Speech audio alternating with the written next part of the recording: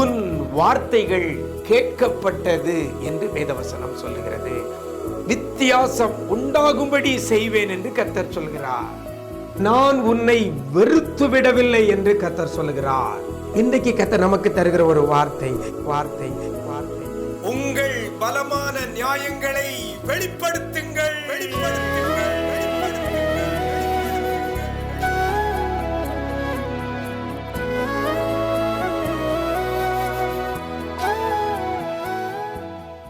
கிறிஸ்துவில் பிரியமானவர்களே, ஆண்டவரும் இரட்சகருமாகிய இயேசு கிறிஸ்துவின் ஈடு இணையற்ற நாமத்தில் உங்களுக்கு அன்பின் வாழ்த்துக்களை தெரிவிக்கிறேன். நிஜம் தொலைக்காட்சியின் இந்த விசேஷித்த வார்த்தை நிகழ்ச்சி மூலமாக உங்களை சந்திப்பதிலே மிக்க மகிழ்ச்சி அடைகிறேன். நல்லா இருக்கிறீங்களா? எல்லாரும் நல்லா இருப்பீங்கன்னு கர்த்தருக்குள் நம்புகிறேன். இந்த நாளில் கூட கர்த்தர் நமக்கு தருகிற ஒரு வார்த்தை ஏசாயா தீர்க்கதரிசியின் புஸ்தகம் 41ஆம் அதிகாரம் 21ஆம் வசனத்தில் பின்பகுதியில் இவ்வாறாக சொல்லப்படுகிறது. உங்கள் பலமான நியாயங்களை வெளிப்படுத்துங்கள் என்று யாக்கோபின் ராஜா உரைக்கிறார் என்று வேதவசனம் சொல்லுகிறது. இந்த நாளில் கூட யாக்கோபின் ராஜா உரைக்கிறார். எப்படி? உங்கள் பலமான நியாயங்களை வெளிப்படுத்துங்கள் என்று சொல்லுகிறார். இன்னைக்கு நம்முடைய வாழ்க்கையில் நிறைய நியாயங்கள் நம்ம பக்கம் இருக்கலாம். நியாயங்கள் நம்ம பக்கத்தில் இருந்தாலும் கூட நமக்கு விரோதமாக அநீதி விளைவிக்கப்படும் பொழுது நம்ம அப்படி கம்முன்னு இருக்கிறோம். ஏன் நியாயம் எங்கே எடுபடும்? அவங்க பலத்திருக்கிறாங்களே, அவங்க பெரிய ஆட்களே, பெரிய கையே, என் நியாயம் எங்கே எடுபடும் அப்படின்னு சொல்லி நம்ம நிறைய இடங்களில் மௌனமாக இருக்கிறோம், மௌனம் சாதிக்கிறோம். ஆனால் என் ஆண்டவர் இன்னைக்கு சொல்லுகிறார், உங்கள் பலமான நியாயங்களை வெளிப்படுத்துங்கள் என்று சொல்லுகிறார். எங்கெங்க உங்களுக்கு அநீதி விளைவிக்கப்படுகிறதோ அந்த இடத்துல உங்கள் பக்கத்தில் இருக்கிற நியாயத்தை வெளிப்படுத்தணும் ஆண்டவர் சொல்றார். நம்ம செய்ய வேண்டியதை நாம செய்யணும். கர்த்தர் செய்ய வேண்டியதை கர்த்தர் செய்வார். உங்கள் பலமான நியாயங்களை வெளிப்படுத்துங்கள் என்று கர்த்தர் சொல்லி இருக்கிறார். இன்னைக்கு நம்ம அங்க மௌனமாக இருக்கக்கூடாது, அங்க அமைதியா இருந்துகிட்டு இருக்கக்கூடாது. நம்மகிட்ட இருக்கிற நியாயங்களை வெளிப்படுத்தணும், சொல்லணும். நம்மகிட்ட சைடில் இருக்கக்கூடிய நியாயங்கள் எதுவாக இருந்தாலும் அதை வெளிப்படுத்தணும். தேவன் சொல்லுகிறார், யாக்கோபின் ராஜா உரைக்கிறார். சொல்றாருன்னு சொல்லல, உரைக்கிறார். எனக்கு அருமையான தேவ ஜனமே, நியாயங்களை வைத்துக்கொண்டு அமைதியாக இருந்து அநீதியை அனுபவிக்கிற தேவ பிள்ளையே, இந்த நாளில் உங்களுக்கு நேராக இந்த வார்த்தை வருகிறது. உங்கள் பக்கம் உள்ள பலமான நியாயங்களை வெளிப்படுத்துங்கள். கர்த்தர் நியாயம் செய்வார். நாம சும்மா இருந்துட்டா நம்மகிட்ட இருக்கிற நியாயத்தை நம்ம வெளிப்படுத்தணும். எனக்கு அருமையான தேவ ஜனமே, கர்த்தர் சொல்லு உரைக்கிறார். இந்த வார்த்தை உங்களுக்குன்னு எடுத்துக்கொள்ளுங்க.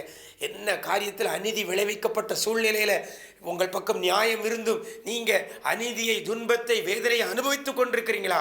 என் ஆண்டவர் உங்களை பார்த்து உரைக்கிறார். உங்கள் பக்கத்தில் இருக்கிற ஸ்ட்ராங்கான, அதாவது பலமான நியாயங்களை வெளிப்படுத்துங்கள். இந்த வார்த்தையை பிடித்து கொண்டு ஜெபம் பண்ணுங்க. ஆண்டவரே, என் நியாயத்தை வெளிப்படுத்த எனக்கு தைரியம் இல்லை, எனக்கு பலன் இல்லைன்னு சொன்னீங்கன்னா ஆண்டவர்கிட்ட கேளுங்க. ஆண்டவரே, நீங்கள் எனக்கு பலன் தாங்க, நியாயத்தை வெளிப்படுத்த, எங்கள் பக்கம் உள்ள பலமான நியாயங்களை வெளிப்படுத்த எனக்கு நீங்கள் பலன் தாங்கன்னு சொல்லி கேளுங்க. கர்த்தர் பலன் தருவார். சத்துவம் இல்லாதவனுக்கு சத்துவத்தை பெருக பண்ணுகிற ஆண்டவர் உங்கள் பக்கம் உள்ள நியாயங்களை வெளிப்படுத்த கர்த்தர் உங்களுக்கு பலன் தருவார்.